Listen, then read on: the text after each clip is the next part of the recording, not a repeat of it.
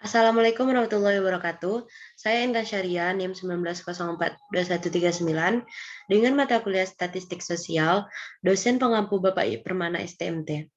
Baiklah, pada pertemuan 10 ini saya akan membahas materi tentang cara penggunaan korelasi parsial dan berganda menggunakan SPSS. Materi pertama, korelasi parsial. Korelasi parsial adalah korelasi yang digunakan untuk mengetahui hubungan antar variabel.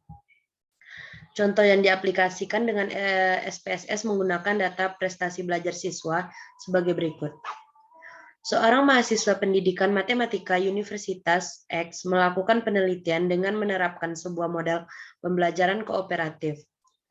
Variabel yang ia gunakan berupa prestasi belajar IQ siswa, motivasi belajar, atau variabel kontrol. Berikut data yang diperoleh dari 25 siswa, bisa dilihat dari tampilan di layar. Selanjutnya, langkah-langkah pengolahan data dengan SPSS. Yang pertama, buka aplikasi SPSS. Yang kedua, isi variabel view ada di sebelah kiri bawah, yaitu baris pertama pada kolom name, ketik prestasi, type numerik, kolom desimal berubah menjadi 0, label ketik prestasi belajar, kolom lain pada baris ini biarkan saja. Yang ketiga, baris kedua pada kolom name, ketik IQ, kolom desimal berubah menjadi 0, label ketik IQ siswa. Kolom lain pada baris ini biarkan saja. Yang keempat, baris ketiga pada kolom name, ketik motivasi, type numerik, kolom desimal rubah menjadi 0, label ketik motivasi belajar, kolom lain pada baris ini biarkan saja. Selanjutnya, bila sudah diisi langkah 2 dan 3 dan 4, terlihat seperti gambar berikut. Yang keenam, selanjutnya klik data view ada di sebelah kiri bawah atau di samping variabel view. Jika sudah terbuka data view-nya, selanjutnya isi data prestasi, IQ, dan motivasi seperti di soal.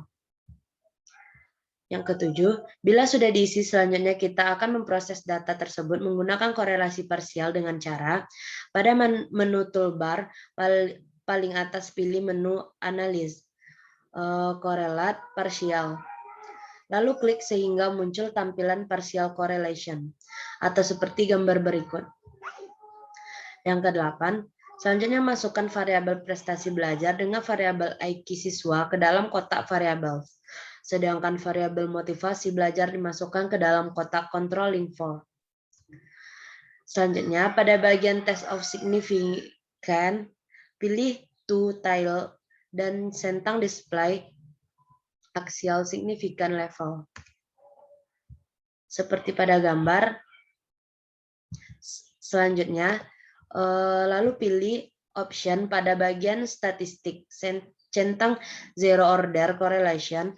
Pada bagian missing values, pilih exclude cases pairwise.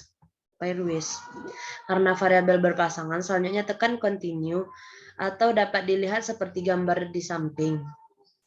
Selanjutnya langkah terakhir tekan OK. Selanjutnya korelasi berganda.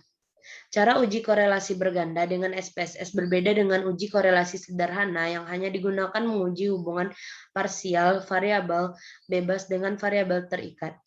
Analisis korelasi ganda berfungsi untuk mencari besarnya hubungan dan kontribusi dua variabel bebas X atau lebih secara simultan dengan variabel terikat atau Y. Contoh kasus penyelesaiannya, kasus hubungan kompetensi dan motivasi terhadap kinerja pegawai negeri Kota Surakarta tahun 2014. Identifikasi dan ketentuan-ketentuannya, variabel kompetensi X1, variabel motivasi X2, variabel kinerja Y, sampel sebanyak 84 orang dengan taraf signifikans A sama dengan 0,5. Langkah uji korelasi berganda menggunakan SPSS. 1. Buka file dengan nama United Korelasi. 2. Maka akan muncul data sebagaimana gambar di bawah ini.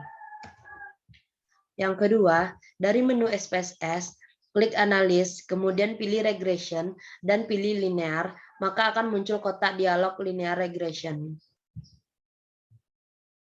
Yang ketiga, kemudian masukkan variabel kinerja Y dengan cara mengklik tanda dependen, kemudian variabel kompetensi atau X1 dan motivasi X2 ke kotak independen atau S, maka hasilnya seperti gambar di bawah ini.